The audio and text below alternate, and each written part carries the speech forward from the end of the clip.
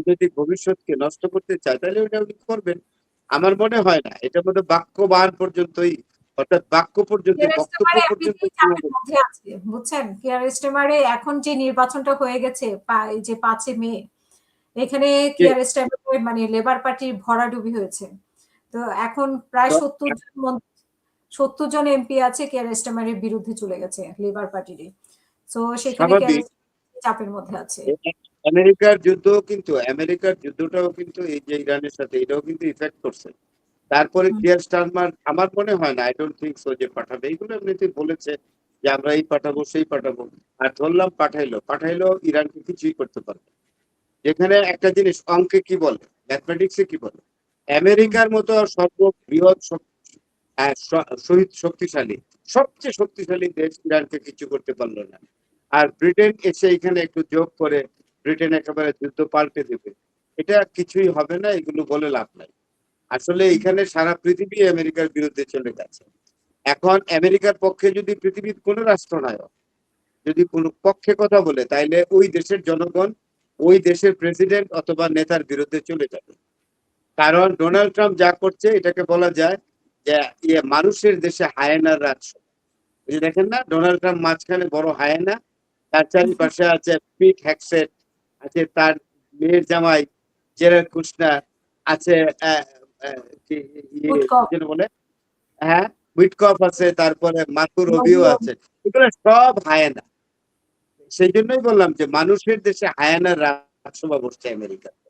অদ্ভুত ব্যাপার। এবং সেটা মিঠু ভাই একটু ইঙ্গিত করে গেছেন যে ইকোনমিক ডিপ্রেশন, অর্থনৈতিক মন্দা যে শুরু হবে, এটা কিন্তু হুম, খুব মারাত্মক হবে।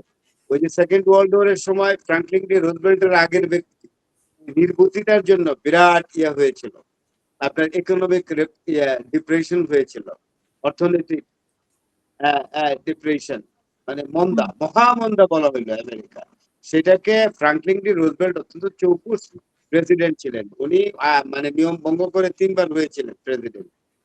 এই ৩টে পিরিয়ডে উনি আস্তে আস্তে এই মহামন্দার কাভার দিতে পেরেছেন। কিন্তু ডোনাল্ড ট্রাম্পের মাশাআল্লাহ যে ক্ষমতা, যেই ক্যাপাসিটি এস প্রেসিডেন্ট হিসেবে যা দেখলাম, তিনি তো এই মহামন্দা যখন শুরু হবে পালিয়ে বাঁচার সুযোগ পাবে না। ওই যে বিটু ভাই যেটা বলছেন, he must be prosecuted in the People's Court of the United States of America, number 1। আরেকটি হুম। হলো as a genocider, he must be called by the International Court of Justice, including Netanyahu। আপনি কি হুম। বলেন, এগুলো মারাত্মক ব্যাপার। আরেকটা জন্য কি বলেন, পাকিস্তানে পরে একটু, আন্তঃকলহ বলতে কি এখানে কি আসলে ভারতের সাথে বুঝিয়েছে কিনা বা ভারতের সাথে তো এখন সেরকম কিছু দেখি না। কিন্তু আন্তঃকলহ বলছেন উনি। না পাকিস্তানে অন্তকলহ কোথায়, আমি তো দেখলাম না। সেটাই তো আমি তো দেখতেছি না। আর পাকিস্তানের অন্তকলহ এখানে আর কিছুই নাই। হুম, পাকিস্তান সব ফৌজি নির্ভর দেশ, এটা আমরা সবাই জানি। জেনারেল ফিল্ড মার্শাল আসিম মুনির যেটা বলবে, এটা আমেরিকা পাকিস্তানের প্রধানমন্ত্রী বলেন, প্রেসিডেন্ট আসিফ জারদারি তো এখন প্রেসিডেন্ট, তার নামটাও কেউ উচ্চারণ করেন, আপনি বুঝতে পারেন না। Real power is in the hand of military, particularly in the hand of Asim Munir. তো সেখানে অন্তকলহকে পাকিস্তানের সেনাবাহিনী গ্রাহ্যই করে।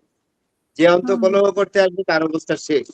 যেমন ইমরান খানের মতো এত কালারফুল, এত পপুলার একজন প্রধানমন্ত্রী এবং ওয়ার্ল্ড সেরা স্পোর্টস পার্সন, তাই না, আইকনিক ক্রিকেটার, তারই তো দেখেন কি অবস্থা হয়ে গেছে। সুতরাং এই অন্তকলহ কোথায় খুঁজে পায়?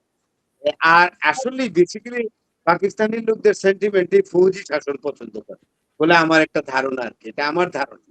পাকিস্তানের হুম, লোকরা সিভিল অ্যাডমিনিস্ট্রেশন খুব একটা পছন্দ করে না, কারণ বহুদিন যা সিভিল গভর্নমেন্ট থাকলেও আসলে প্রশাসন চালায় অ্যাকচুয়ালি যে মিলিটারি, এটা চালায়। সুতরাং এখানে অন্তকলহ নাই।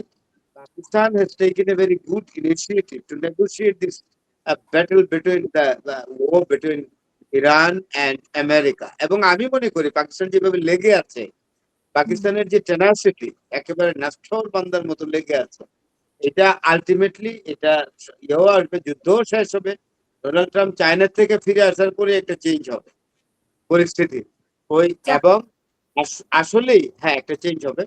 আসলেই পাকিস্তানের হাত দিয়ে এইটা শান্তি আলোচনা হবে এবং একটা সলিউশন আসবে এবং সমাধান। পাকিস্তান এই ক্রেডিটটা পাবে, নো ডাউট অ্যাবাউট ইট। এইটা ভারতের যে পণ্ডিত ব্যক্তি ডিপ্লোম্যাট, একেবারে স্টলওয়ার্ড ডিপ্লোম্যাট শশী থারুরও বলেছে যে পাকিস্তান এই ইরান এবং আমেরিকার যুদ্ধের মধ্যে দুতুয়ালির কাজটা করে যে ডিপ্লোমেসির যে সাবলাইম জায়গায় পড়ছে, পাকিস্তানের একটা বিরাট অর্জন। পাকিস্তান রাষ্ট্র সৃষ্টি হওয়ার পর থেকে কূটনৈতিকভাবে পাকিস্তান এইরকম আপনার সম্মান এবং সারা বিশ্বে মর্যাদা ভাবমূর্তি অর্জন করে না, এবার করেছে। ধন্যবাদ। জি।